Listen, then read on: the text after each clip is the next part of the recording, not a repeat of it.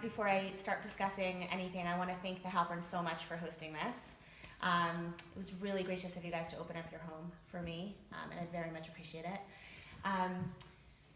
So I'm going to try to get through this without getting too emotional, but for those of you who don't know, my grandfather passed away this past April, and it was very sudden. We actually had a trip planned right after the birth of our last child, who was born in September. We booked a trip, and my husband said to me, we really should go so that your grandfather can meet him, even though your grandfather is already in his late 80s, and he's doing great, and he's going to work, and he's healthy. You never know. And I said, that's a good idea. Let's go this summer. And we had our trip booked for early June. We missed my grandfather by 5 weeks. Oh. And it was really hard to go. I thought, I want to cancel this trip. Like, to me, growing up, going to Israel didn't mean going to Israel. To me, going to Israel meant going to see my grandfather. Like, that's all it was about. And I couldn't imagine going to Israel without him being there. Like, I can't even, there's like really no words to describe what it's like to go to Israel and him not being there and him not picking us up at the airport. In fact, the time before when we went, he picked us up from the airport, and I was nervous about our lives with the way he was driving, but it was really, really difficult, very, very difficult, and very difficult to see my grandmother in the pain that she was in because it was so sudden. And that's a picture of my grandfather up there that my uncle Mati brought with him, as well as a picture of me and my grandfather. And I'll tell you, I decided to do this evening because I really felt like I needed to do something in honor of my grandfather. He was such a special, special human being, as you'll hear, to the point where there's no one who had more emunah than him. His belief system was literally unshakable. And even right now, things are a little bit emotional. I have the fire department at my house right now because when I was setting up, my son called me and said that the carbon monoxide alarm was going off. And I was like, oh, it's nothing, don't worry about it. And the babysitter had all the kids outside. It's like freezing outside right now. And Larry said, Sarah, you guys, I'm like, I don't even know what to do. And Larry said, you have to call the fire department. And we did, and the fire department came and said there actually are carbon monoxide levels that are very high right now, so my husband's not here. And my attitude in life, unfortunately, my attitude was, I turned to my uncle and I said, why is this happening to me right now? Like, this is such an important evening for me. I've worked so hard for this. I can't believe of all times this is when Hashem is doing this to me. And his immediate reaction was, in zchut of your grandfather, you had this event here, and you had it at Larry's house, and Larry knew what to do because I didn't know what to do, and you just basically saved all of our lives because I'm the one sleeping in your basement tonight. So I'm like, okay, and that was Zaidi. That is my grandfather. Like, that is how he looked at the world. When you talk about glass half empty, half full, that was my grandfather, despite everything he'd been through. So, in his zchut, I wanted to tell you a little bit about him. Okay. So my grandfather was born in 1928 in Paterson, New Jersey during the Depression. His father was in the textile business and owned a textile company with 3 other partners. His mother cleaned hotels. When the Depression hit, things got really, really bad, and 2 of his partners committed suicide. My grandfather had to move because of their financial situation, had to move from Paterson, New Jersey to the Lower East Side. They had a lot of debt with this company, and it was very, very difficult. My grandfather, as a young boy, it was him and his sister. My grandfather was not such a great kid. He kind of ran with some gangs. He explained to my son one of our trips, I think it was 2 trips ago, how he had this kind of group of guys that he would coordinate to go to Woolworth, for those of you who remember that store, and he would assign each kid a department, and each kid would go in and steal stuff, and like that's kind of what they did. However, one of my grandfather's greatest passions was baseball. He always would say, I'm a Yankee fiend. He, in fact, when Lou Gehrig died, was in class and tried to organize a walkout. And the teacher was so angry, and she told everyone they had to sit down. So everyone else sat down, except for my grandfather, of course. He got in major trouble for that. He was not happy. But just to describe to you kind of what his childhood was like, I mean, his parents worked very, very hard, obviously, because they were in the Depression. And so, he was doing things that he could do in his spare time, obviously, without anyone kind of overseeing him. When he was 12 years old, his mom put him in Hebrew school to learn for his bar mitzvah. And that was kind of a big deal because they really weren't religious. I mean, his mother kept a kosher home, but they didn't keep Shabbos or anything like that. And so when he started this school, there was a teacher in this Hebrew school who formed a baseball league for Jewish kids. And my grandfather, who was so passionate about baseball, obviously had to be in this league. However, this teacher required the kids to keep Shabbos in order to play baseball.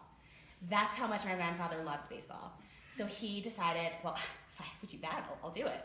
So he literally became Shomer Shabbos. And he said that, when he first laid tefillin, he has not missed laying tefillin since he was 13 years old. He became religious on his own. He started wearing a kippah in this public school in New Jersey, even though he didn't know how to bench, but he was wearing a kippah. I think he said he was one of 10 kids in this entire huge thousands of kids in this high school. And what ended up happening was that one of the teachers in this Hebrew school started an organization kind of like B'nai Kiva, NCSY, BBYO, called Pirchei Agudat Yisrael for boys. And he would go every Shabbos.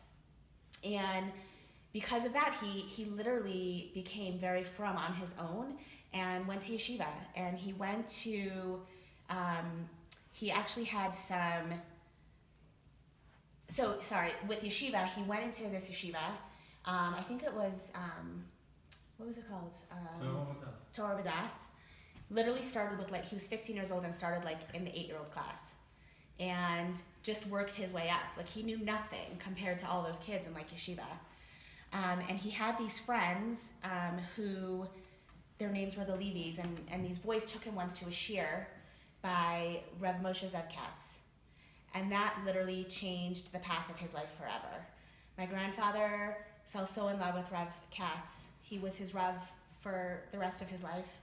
Rav Katz was a Rav who came from the Ruzhin dynasty, the Rizhner Rebbe. I think his great-great-great-grandfather was the Shochet for the Rizhner.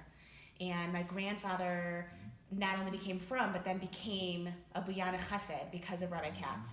Rabbi Katz at the time had started a yeshiva in Flatbush for the Syrian community there.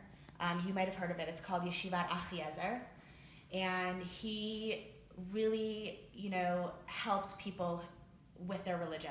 He had his arms open for anyone.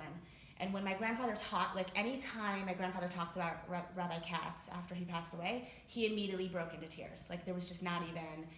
He would tell us that Rabbi Katz literally changed his entire personality. He would say, he taught me how to talk, he taught me how to walk, he taught me how to eat.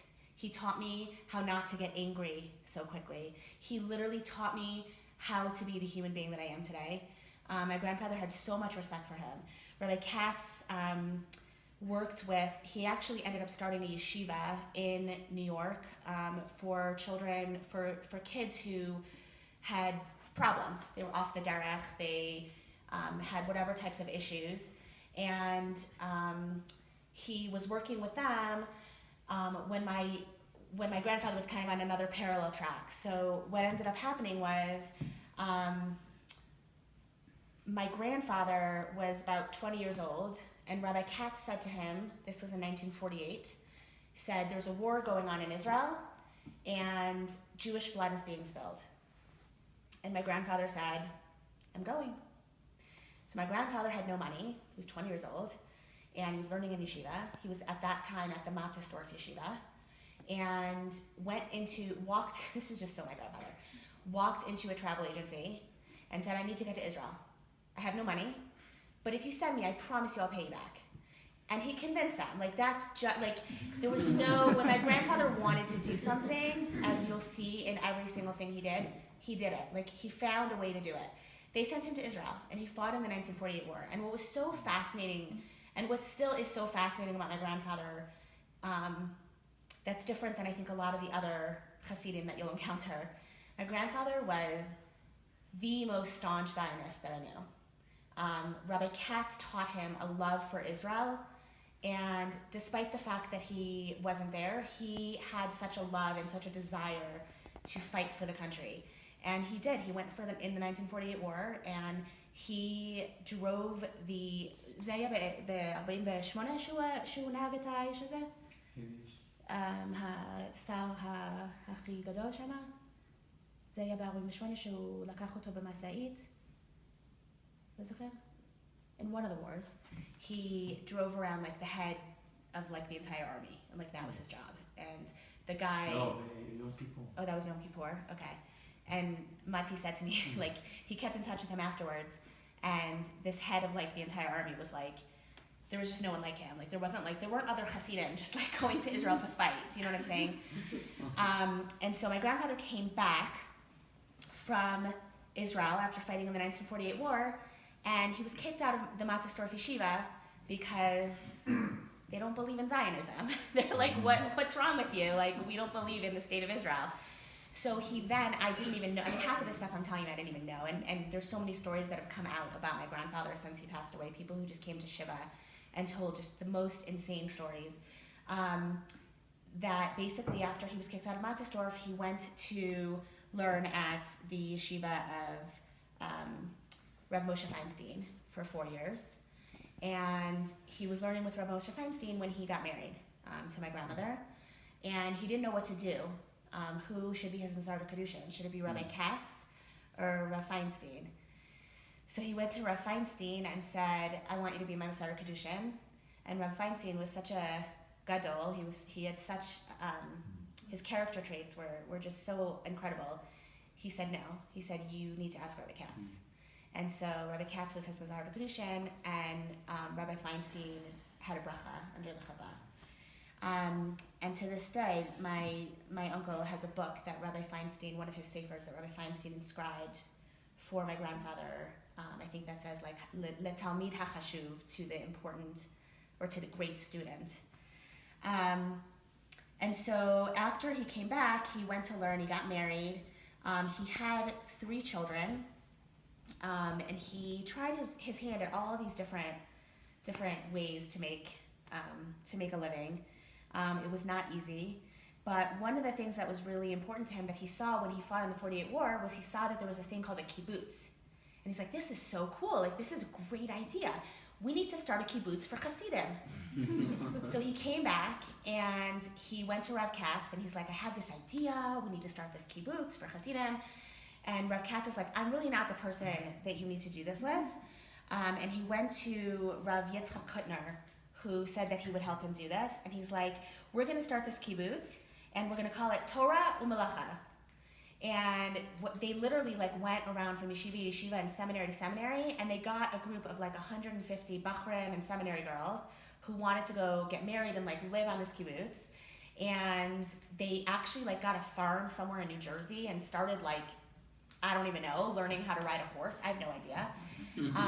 Learn how to milk a cow, and things were going really well until 2 things happened. First, the Korean War, and unfortunately, people in America were being drafted unless they were learning in yeshiva. So all these bachrim went back to yeshiva. And then the other thing was with the politics in Israel, it just didn't work out. But my grandfather still had this very, very, very burning desire to go and live in Israel. And so he had, his wife and 3 children. One of them was my father. My father was the second. And they went to Israel. They moved to Bnei Brak. It was very difficult for him. They literally, he had nothing. They literally, there were times where they literally didn't have food. In Bnei Brak at the time, obviously, this was, is it Shana Zayek, Shemasu Aliyah? In 58, they made Aliyah, that's right. They had nothing, like literally nothing. And my grandfather tried all these different things and tried to make money. And fortunately, he finally was able to find a job working for someone who was an importer. And my grandfather, while he had been in the States, because of Rabbi Katz, he actually had become the gabbai for the original Rabbi, who at that time, what? Biana. The Biana Rebbe, sorry. who at that time lived in New York. So my grandfather literally was his right-hand man for like 15 years. And when he moved to Israel, he was trying all these jobs, and then he finally was like, I think I can do it. I think I can like go out on my own, have my own company. And he asked the Rabbi, and the Rabbi's like, you're not ready. So he was nervous that like my grandfather had done all these different things, and like he was gonna try something new, and then he would fail again when he was doing so well. In the end, my grandfather, Baruch Hashem, had the success that he had wanted. He built his own huge import-export business, which to this day is in Israel. It's called Yehuda Yotzei Avo. My other uncle, the one who's younger than me and Mati, we're the same age actually, we're 2 weeks apart. So Mati's 2 weeks younger than me, and I have an uncle who's younger than us, who runs the business. And we have many, many family members who are in the business and who work in the factories. And so thank God my grandfather did that. And then, my grandfather, despite the fact that the Biana Rebbe lived in America, and Rabbi Katz was still in America, my grandfather was still very, like a staunch chassid. And one thing that if you ask anyone about my grandfather, they'll tell you he was very machmir in his Judaism. To me, as a young girl, it seemed a little bit crazy. I remember going there for Pesach one year, my year in Israel. I was at Bar Ilan University, and I took some friends with me. And I literally, this is how I remember it. I also tend to exaggerate somewhat and to be a little bit dramatic. But I remember we were there for Pesach, and everyone would have their bag of matzah, their shmur matzah. So first of all, my grandfather only baked his own shmur matzah, and he actually, for many, many years, would ship it to us, to my brother in Detroit, and he would ship it to us, and we would ship it around, and everyone, it actually was amazing, because it was like very thin, so it wasn't like you didn't feel it was so heavy. But everyone would have their bag of matzah next to them, and I remember we had soup, and you were only allowed to eat like literally like this out of your bag.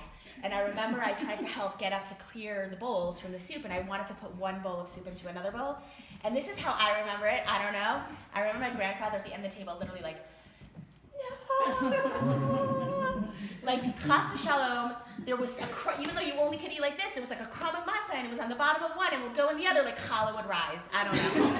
That's how I remember it. So it was it was quite an experience to be in his house. And it was like, the thing about my grandfather that you'll see over and over again is despite the difference between him and like everyone else in the world, he always, like, you always felt comfortable with him. Like, it doesn't matter, like, Jewish, non-Jewish, religious, not religious, like, on the derech, whatever it was, like, he just was that type of person that, like, everyone felt comfortable with. But basically what ended up happening is he moved to Israel, and he was so machmir on kashrut, he didn't eat meat for 11 years, or chicken, because Rabbi Katz had been his shochet. And since Rabbi Katz was still in America, and he was in Israel, he didn't eat meat. So Rabbi Katz finally came, which we'll get to. What ended up happening, though, was there was the 6-Day War. And so my grandfather was already like, I don't know, late 30s, 6-Day War. And at that time, you only had to be in the army and fight until you got to age 30. So he goes to the army, he's like, I'm here to fight. And they're like, you're over the age of 30. And he's like, I don't care. And so they let him. So he fought in the 6-Day War, again, with all these little kids at home. And then came the Yom Kippur War in 73. And guess what? My grandfather was 45, and he went to the army, and he said, I'm here to fight. And they said, you can't, you're 45. And he's like, I don't care, I'm gonna fight. Like, this is my grandfather. Like, he did something, he did it. He was gonna figure it out. They made him sign a contract that if he fought and something happened to him, the family couldn't go back after the army because he was so old. And he fought in all the wars, and that's just who he was. And it's amazing because my grandfather, obviously, it was very important in the Buyana Hasidic world, and the other Buyana Hasidim don't really feel that same way. So it was really his dedication to the land of Israel, and you'll see in some of the other examples, is unmatched, just unmatched. So Rabbi Katz, in the meanwhile, came to Israel. What he did was he had been with this yeshiva that I mentioned earlier with all these young kids who really were having all these, behavioral issues and whatnot. He moved the entire yeshiva. He was 60 years old and moved the entire yeshiva to Israel, to a kibbutz, yeshuv or kibbutz? Yeshuv, Yad Binyamin, which I'm sure you've heard of. Took all these boys with problems, and they're like, hey, yeshuv, here we are.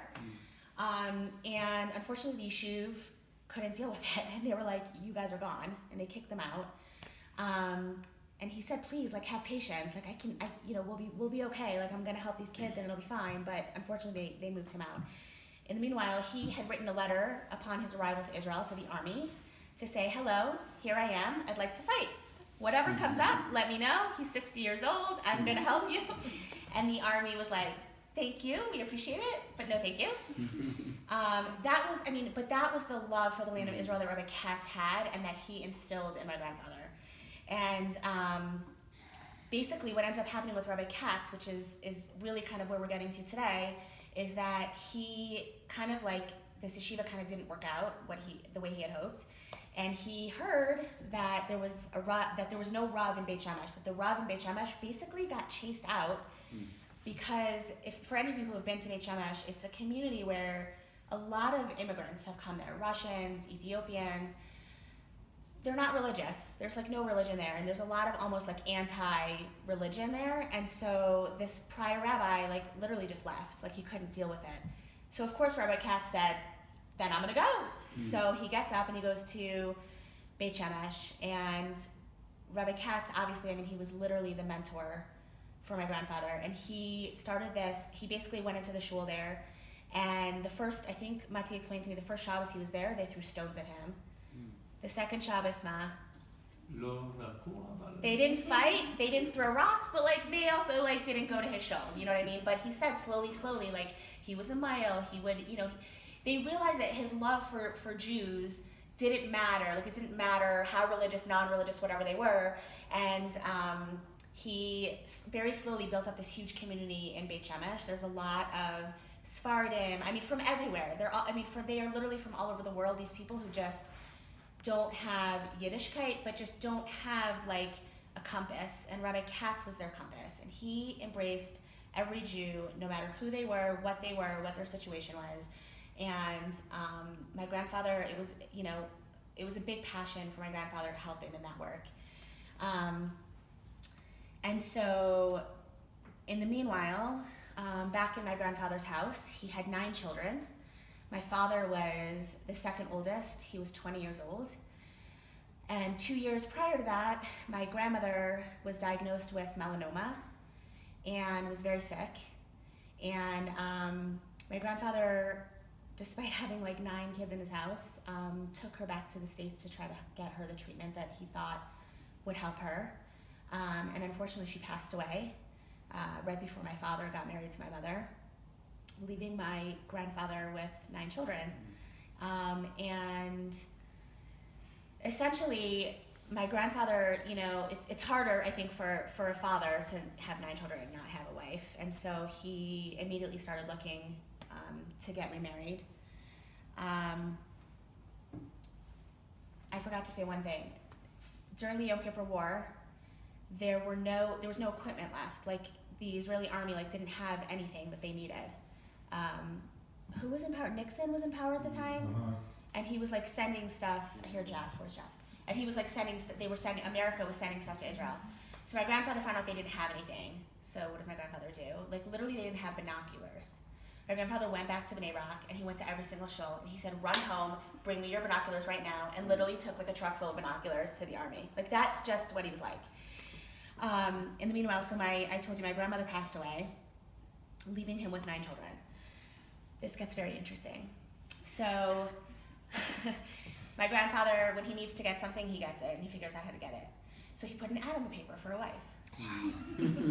So my grandmother, my savta, who I know because I never knew my biological grandmother, when you hear of certain people, they get read a shidduch, or you see on paper what someone looks like. In anyone's wildest dreams, this match should not have been made. Okay? Let me just explain that to you off the bat. My grandfather is not just over here to the right, but over there. Okay? My grandmother, my savta, is 7th generation Yerushalmit. Okay? Her great-grandfather came to Israel and basically started the community in the old city. If any of you know the book Forever My Jerusalem, it's a very famous book that most schools read. And it's about the 1948 war and what my grandmother's family went through. It's written by my grandmother's sister. Her name is Pua Steiner, and they literally were in the Old City during the 1948 war.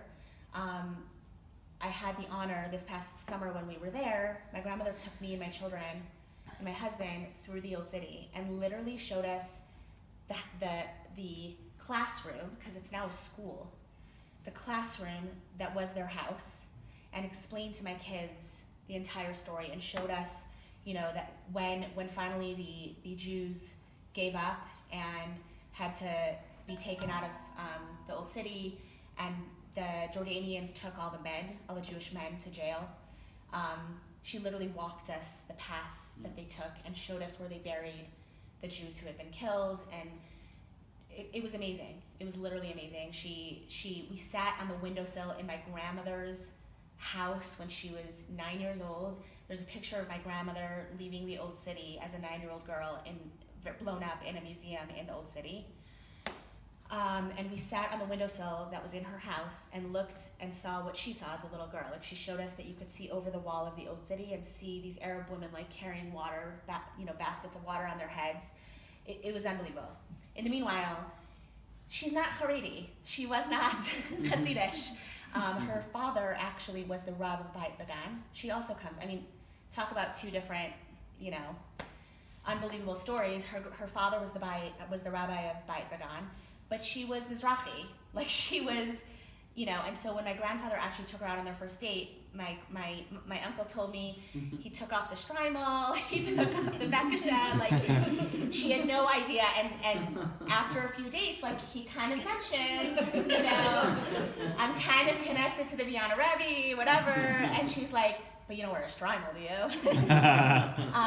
It was literally to me, the Brady Bunch, although just the Brady Bunch of two insanely opposite, different families. Our family calls it the UN. It's just you had, literally, if you look at my uncle and you'll hear what he does and the work he does, and then you look at, so my grandmother came into the marriage with 5 of her own children. They were all very young when their father passed away. She was a widow very young, and she was younger than my grandfather, 10 years. And when she didn't get married to my grandfather until 8 years after her husband had passed away, but she had very young kids when her husband died. But if you look at our family today, literally it's like a rainbow. You have brothers and sisters who all lived in the same house. So there were 9 plus 5, and then my grandfather and my grandmother had Mati and Yisrael. So there were 15 altogether. I have over 150 first cousins. We're not counting the second cousins yet because we're God willing.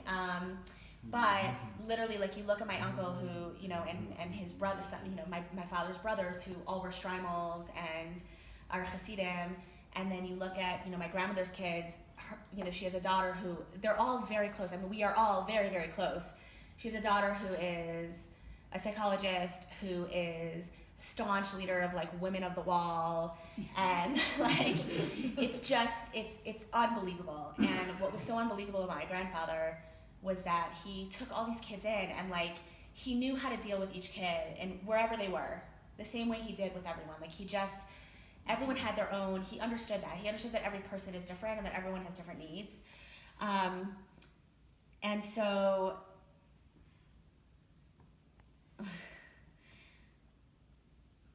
one of the biggest mitzvahs that there's so much of this that I'm learning now, years later, is that my grandfather and my grandmother, one of the things that they did that was very important to them was when they heard about someone in Israel who was a widow or a widower, they would go visit together and they would say, it's gonna be okay. You need to get remarried. It's gotta be okay. And there are people who literally to this day thank them for doing that, got remarried because of them and because they told them their story and said look at us.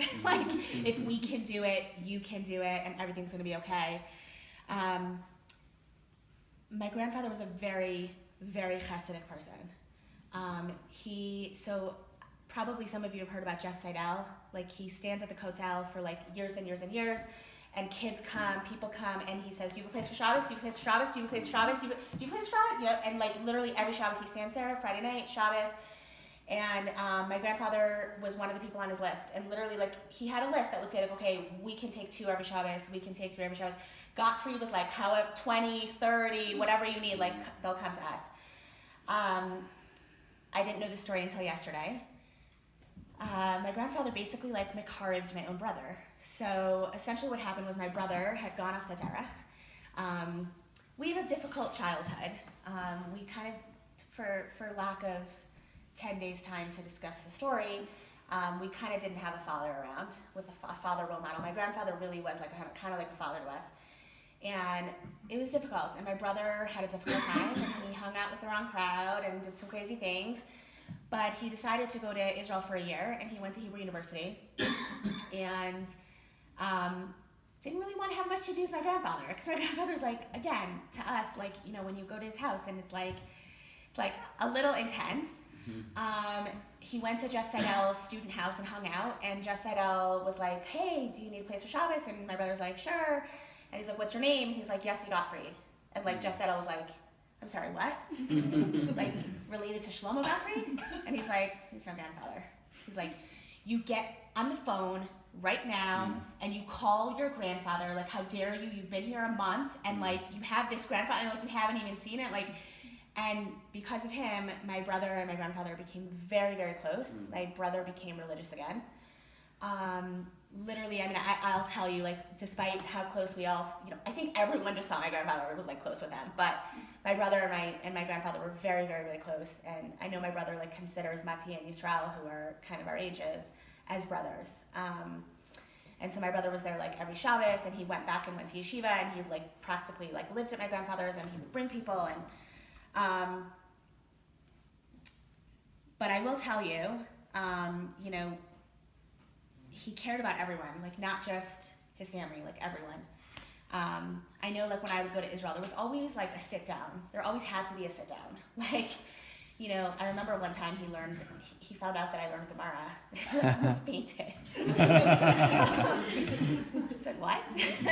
but he loved me anyway. Do you know what I mean? Like, he was like, okay, fine. Like, but, you know, he always whenever I went, it was something. It was, you know, I prosecuted child abuse cases in the Bronx when I first started in law. And he was like, I think we should talk about this. I think it's a very emotional, it's too emotional for you. Like, you're too sensitive to do this type of work. You know, he always like, and he would say what he felt. And even if you didn't want to listen to him, like, he still loved you. You know, after that, it was like, why aren't you married? You need to get married. You need to have children. Okay, you need to have more children. Like, it was always something. But like, no matter what, it was like, okay, Zadie, thank you. And it was like fine. Like he felt like he needed to tell you what with his wisdom, like what he felt was right for you specifically. And then, you know, he loved you no matter what. So I told you about the Kotel. There was once a person who had made Aliyah with his wife, and he was in construction. And they moved to Israel, and they were building a house, and unfortunately, the construction people, whoever it was, like, took his money and, like, ran. And they ended up, whatever the circumstances were, everything fell through. Their situation was really dire. They were very, very depressed. I don't know how my grandfather learned about them. Most of the people he helped, he just heard randomly from someone else or heard on the radio, and then would figure out how to find these people and help them. And this guy, he went and he knocked on their door and he said, go wake your wife up. And the guy's like, who are you? And he's like, I'm Shlomo Gottfried, go get your wife right now. I'm not leaving until you get your wife. And he sat with them for literally hours that night, and he told them his whole life story, everything he'd been through. His wife died, leaving him with 9 kids. He had no career. Like, he said, listen, if I can go through what I went through, like, you can go through what you went through. And he said, I have a factory. I want you to go there tomorrow. My son is going to be there. He's going to make sure that you go and you get whatever materials you need to finish your house. And then I want you to also get whatever materials you need to, like, start your business again. And he's like, if I hear from my son that you didn't go, I'll be back. Like, and that's just who he was. And the guy, thank God, like, that's how the guy got his business back on track.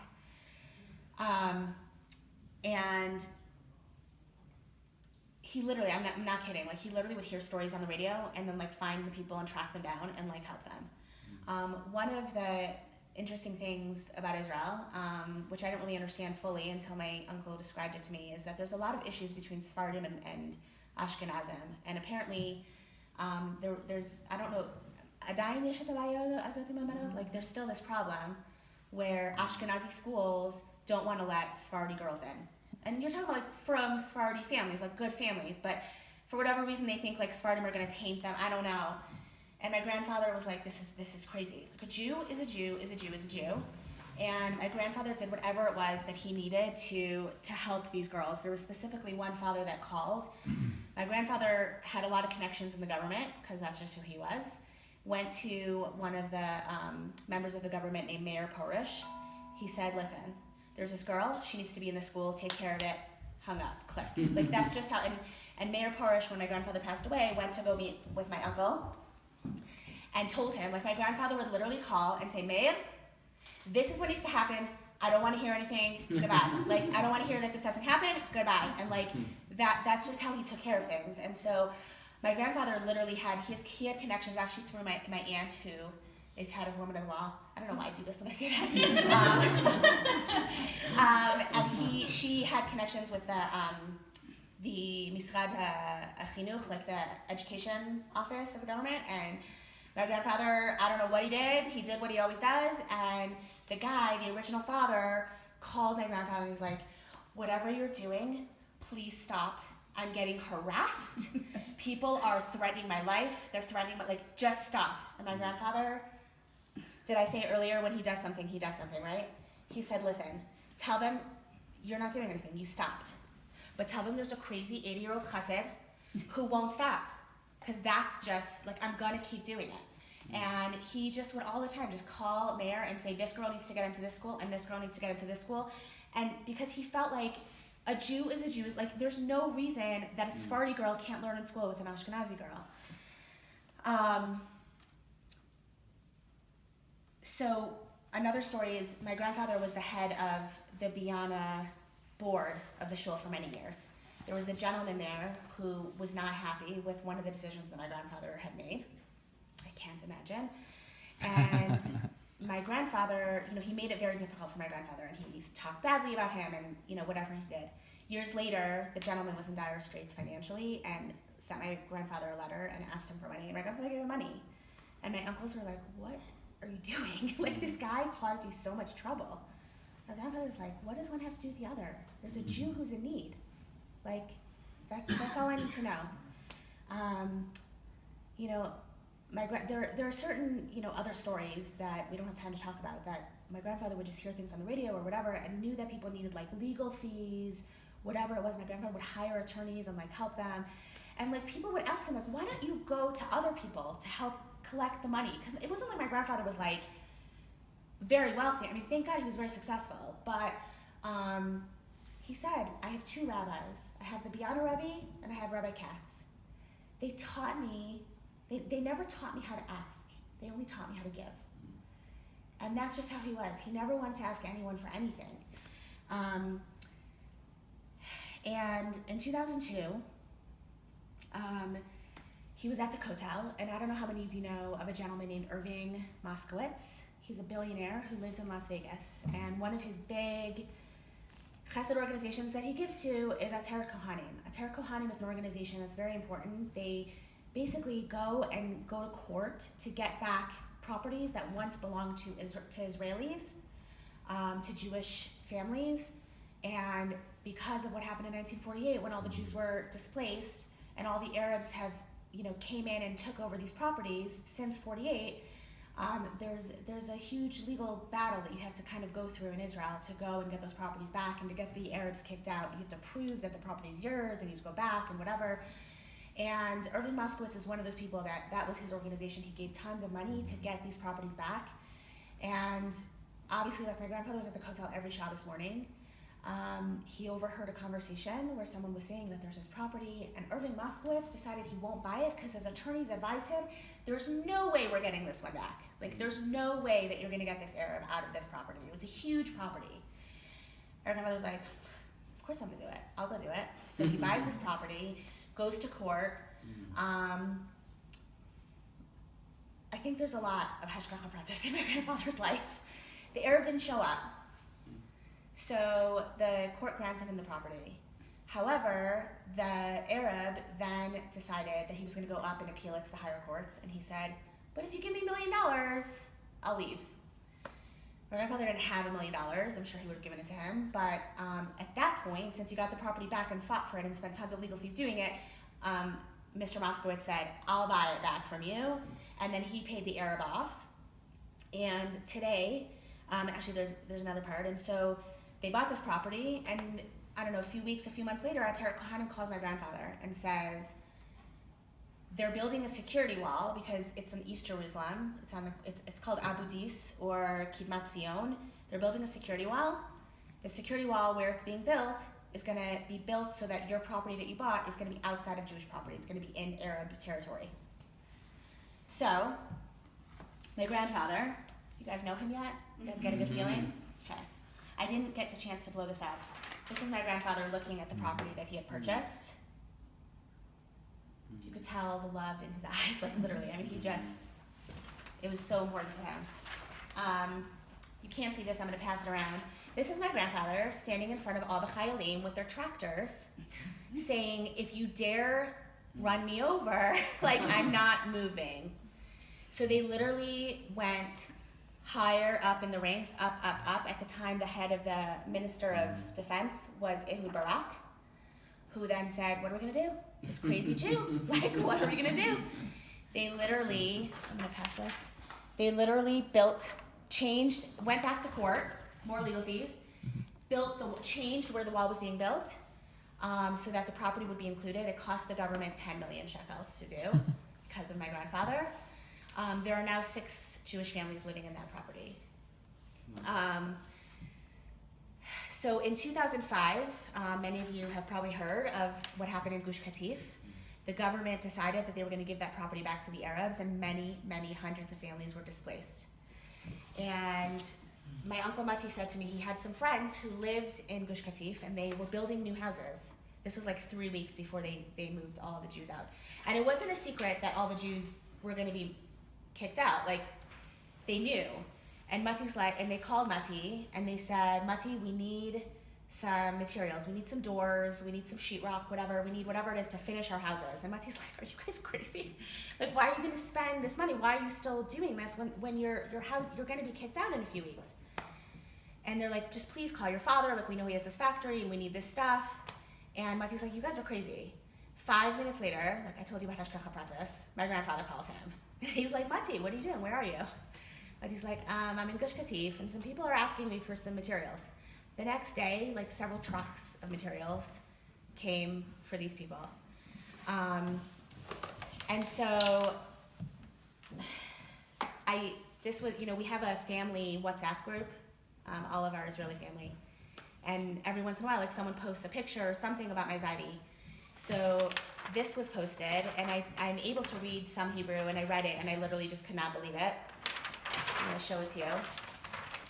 When the Jews of Gush Katif were kicked out, my grandfather took out full-page ads in every single newspaper. And it says, La'achenu Beit Yisrael, to all of my brothers, my Jewish brothers, HaMegurshim Me'achzarit, Mibatehem, Bechevel Eretz Aza, like all my Jewish people who are being kicked out of their homes in Aza. Hareini Moshit Yadai Lavo Le'ezratchem. I am raising my hands to come to your help. Ani gar b'Yerushalayim, Ir HaKodesh. I live in the holy city of Jerusalem. Umuchan le'la'azor b'chol ma shedaresh. I'm here to help you with whatever you need. Ohel, food. Beged, clothing. Lina, a place to sleep. Ochim leShabbat Kodesh, guests for Shabbos, which we all know. Ana lehitkasher beyom o balayla letelefonim. Please call during the day or at any time during the night to any of these 3 numbers. His work number, his home number, his cell number. That's just who he was.